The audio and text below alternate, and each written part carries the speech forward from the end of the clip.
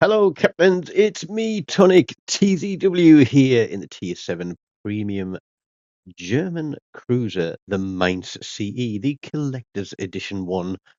I'm going to drop two Mainz videos today. Sadly, both of them are absolute defeat, but this one holds something special in that we finally managed to turn the Mainz into a Kraken ship.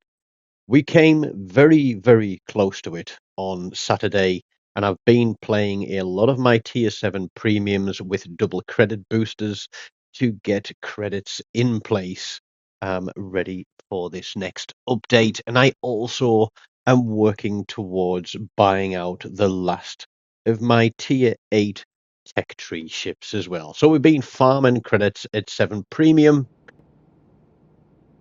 We've been trying to play ships that we haven't got Krakens in.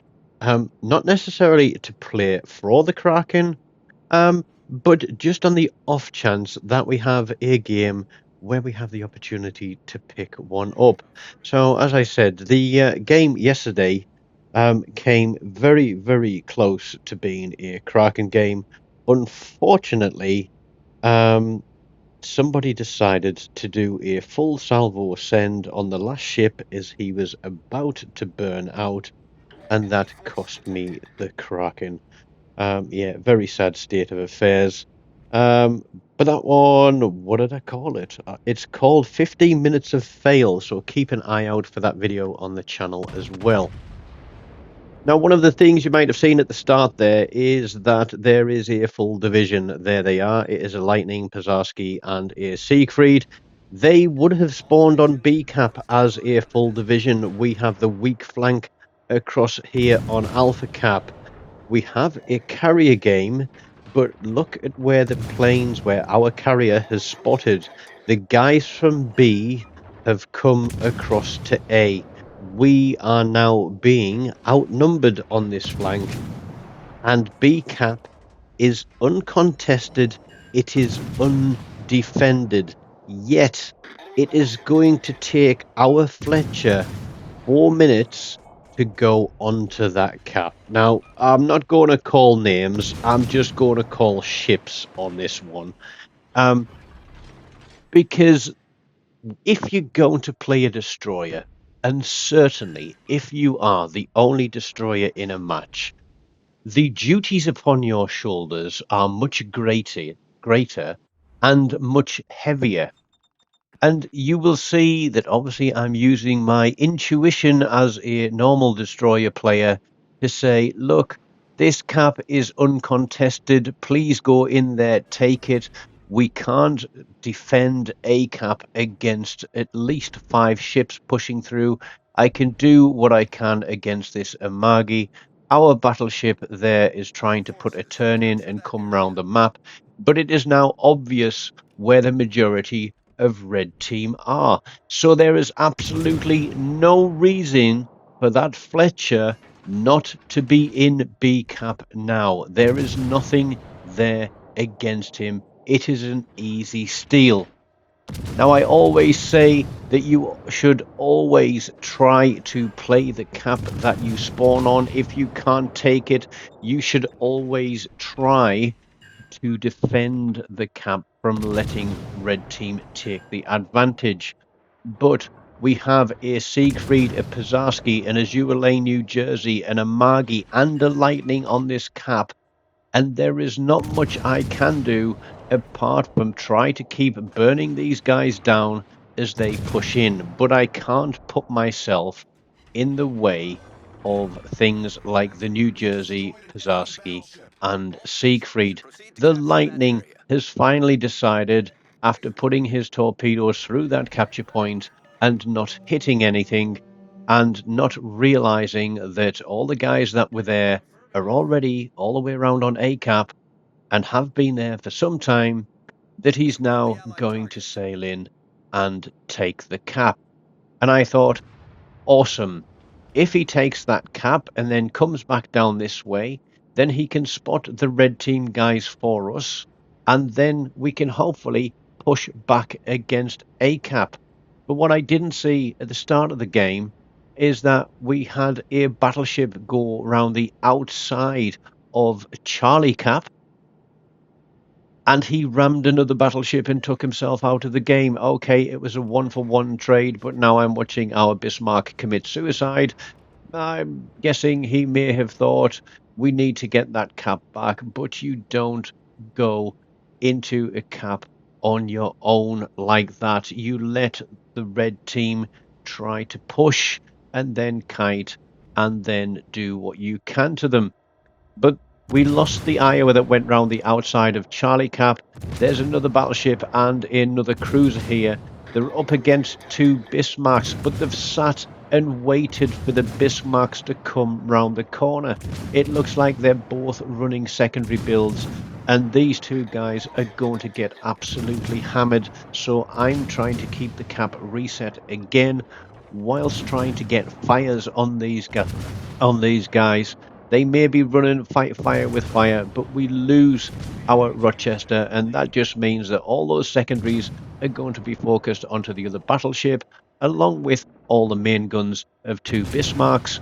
And our destroyer is obviously going to be a hero and come back through Bravo Cap and help to defend against these guys, and also to try and take a capture point back for us. No, of course he's not. What our destroyer is going to do is completely ignore the plight of the team, as we are 4 ships down to 2. We are 1 cap to 1, and there is the potential that he could get into C cap from where he is now if I can take care of these 2 Bismarcks. But no, what he's going to do is he has seen the aircraft carrier at the back of the map, and he obviously has a huge hard-on for a carrier kill, because he's going to head all the way to the back of the map and get himself a carrier kill. I'd like to give a slow round of applause. In fact, I'd like everybody who is watching this video now to basically do a slow clap at the most awesome destroyer player in the world.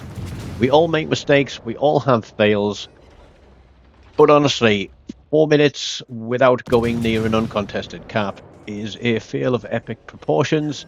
I've had 2 epic fails this week where I've been distracted, sailed into a cap, and been torpedoed and gone out for first blood, and I'm sure that there were a few people who were giving me a slow clap in that game as well, or in those 2 games, and yeah, I probably deserved it. But this was a throw from the start. I think people did not react in the way that they potentially could have if they had been paying attention. Now you'll see that I'm on 2 kills. We've got a permafire on that last Bismarck. That is going to be kill number 3. Our carrier here has got himself spotted. He's in full reverse. So if I'm to save our carrier, then I now need to try and take down this full health Siegfried. Now the Siegfried is in division with the Pizarski and the Lightning. There is something there in B cap. I can see where the Azure Lane, New Jersey is, and he can pretty much one-shot me any day of the week. And we'll give our destroyer a round of applause there for killing himself a carrier. Honestly, guys, the carrier is not the most important ship in the game, especially in domination. Yes, it's good to get a kill, but please, for the love of God, if your team is not controlling the map, if your team is not controlling the game, do not go hair-arsing off across the back of the map when you are the only destroyer for your team, because now everybody knows where you are. And given that there's a full division in this game on red team, and they have a destroyer and a cruiser who can absolutely shred you, there's a very, very, very high chance that, knowing that they control 2 caps, and it was probably the destroyer that went into that cap, because we can see where the cruiser is, that they are now going to run you down. Now the question is the destroyer going to go back out to the north of B cap, or are they going to try and pull a pincer maneuver and nip him in the bud in C cap? So I've been wheeling on this Siegfried who has learned that he catches fire very, very easily. I think I've done just enough to potentially save our aircraft carrier. The Siegfried is ticking down, but here we go. The New Jersey has decided that he is going to chip in. We lose a little bit of health there to a salvo from the Siegfried, but he is gone. We are still spotted. The New Jersey is not quite in range for me to be detected by him, which means there is a destroyer within my detectability range. I'm calling for the carrier, potentially to spot the destroyer to let me know if I have a risk on my flank. But as my detectability range decreases again and I go dark, I'm no longer spotted by the destroyer. So I know he's outside of that circle. Our Fletcher is still heading for C-cap. I'm spotted again. This means the New Jersey is going to get the first salvo on me. But in firing his guns, he's also going to make himself very, very visible to me. My sonar has a minute on cooldown. There we go. The New Jersey versus a Mainz. Who is going to come out on top on this one? Because this guy has big guns. He's also getting bombed by the carrier. But to be honest, that carrier would be better off at the moment helping the destroyer across there on Charlie by either going after the Pazarski or going after the destroyer.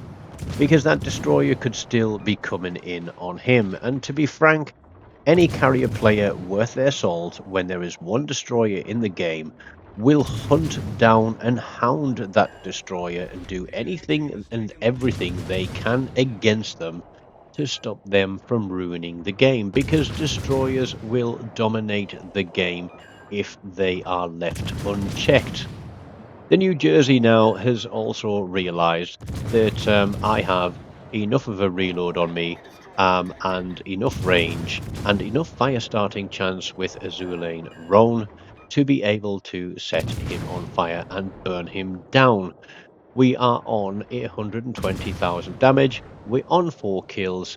He is ticking. I've somehow managed to save the carrier as we get a double fire on. Here comes the rear turret of justice, but it is not going to be enough. Those shells go across the top. But now I've had to play so much of this game from so far back in trying to avoid the focus of so many ships that I am now not in a position to be able to push back against the Caps or against Red Team. Now, the carrier potentially could have moved right, could have moved up towards C, could have gotten behind the islands, could have put himself within a shorter range for attacking the Pazarski or the destroyer. Our destroyer could have played the caps instead of charging out the back of the map after the carrier. Honestly, he isn't the biggest threat. A CV is absolutely not the biggest threat. It should be a target of opportunity. You need to control the game. You need to control the map before you start trying to hit like a high value target like the CV. He's going to be so far out of the way every single game that ships and players constantly take themselves out of the fight, and in many cases end up throwing the game to the other team purely for the little bit of kudos that they think they may get and the adulation or lack of it from their teammates by taking themselves out of the game for so long to go and kill the carrier. Now I've got my Kraken on this ship. It'd be nice just to take a Kraken and take a win, but there's no hope in hell that we are going to win this game. I've had to play a kiting fight. I've had to kite against an Amagi, two Bismarcks, a Siegfried, and a New Jersey. Look at that. The Pazarski is practically full health. His AP is very, very punchy. He's going to pop a smoke screen. The destroyer that's with him can spot for him. And although we land a fire there, he is going to damage control it. And then he's going to roll to a stop. There are 30 seconds left on the clock. Is there any point in me continuing to fight? Absolutely not. Not in any way whatsoever. So I'm just going to pop it into reverse. We're just going to continue to blind fire this smoke screen and see if we can pick up a couple more hits and hope that that Pazarski doesn't land a lucky shot and take us out of the game in the closing seconds. So unfortunately, it was a big sack of rotten potatoes in this one. I did what I could when I could from where I could, but in doing so, it just let the game go to a bag of rotten spuds. We get top spot with 1827 XP. Had that been a victory, that would have been a 2700 game, which would have been 4 to 500 XP above what the top ship actually got on blue team. So it's not like I wasn't trying to do my bit. So give me a little bit of love by smashing that like button, leave me a comment, subscribe to the channel if you haven't already done so. And as always, until next time, take care of yourselves and goodbye.